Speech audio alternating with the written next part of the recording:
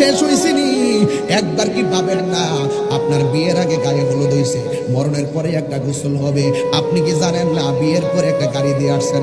আপনি কি এটাও বুঝেন না মরার পরে একটা পালকিতে উঠবেন? আপনি কি এটা বুঝেন না মরার বিয়ের সময় আপনার সাথে অনেক বরযাত্রী ছিল, কিন্তু মরার পরে আপনার জন্য একটা যাত্রী আসবে জানাজা দেওয়ার জন্য?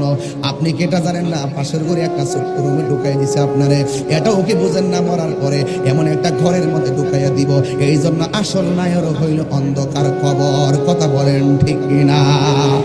একটু মিলাইয়া দেখেন ঘটনাটা কি। মাথা যদি ঠিক থাকে তাহিরি কথা উড়াইয়া ফেলে দেওয়ার মতো একটা রাস্তাও নাই। যে কোনো মুহূর্তে আজকে মরে গেলেই তো আমার কথাগুলোর আনুষ্ঠানিকতা শুরু হয়ে যাবে। কথা বলেন ঠিক কিনা?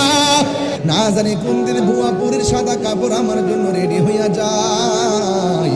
এই মুহূর্তে আমি যদি টান দিয়ে স্ট্রোক করে মারা যাই, আমাদের এমপি ভাই বলবে তাড়াতাড়ি যাইয়া লাশবাহী গাড়িটা লইয়া তাহির সাহেবের বাড়িতে পাঠাইতে হবে। এই কথা আর তিনি বলবেন না, বলবে লাশটারে বাড়িতে পাঠাইতে হবে। আমার ফ্রিজবাহী গাড়িটা আমার বাড়িতে যাওয়ার পর সবাই বলবে লাশটা রাত্রে বেলা ঘরে ঢুকাইস না, ঘরের সামনে লাশটারে রাখ, আমার সামনে একটা চাটারির মধ্যে শোয়া দিব। আমারে নিতর দেহটা শক্ত হইয়া পইরা থাকবো। মানুষ একের পর এক আমারে দেখতে আসবে। রাতের বেলা আমারে দেখতে আইসা সারা রাত কেউ অপেক্ষা করবে না। কেউ ঘুমের ঠান্ডায় বাড়িতে চলে যাবে, কেউ ব্যস্ততায় চলে যাবে। মানুষ আইব রে এক নজর দেখিতে, মানুষ আইব রে দেহ খাঁচার ও চিনি পাখি। বলুন দেহ খাঁচার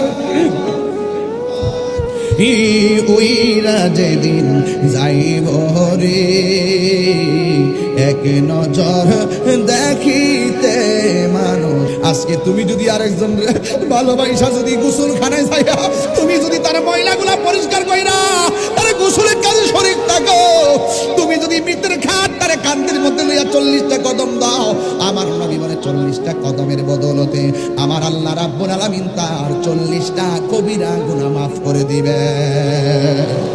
কে হইল আতর লোবার, কে হইবে জল, কে হইল বড়ই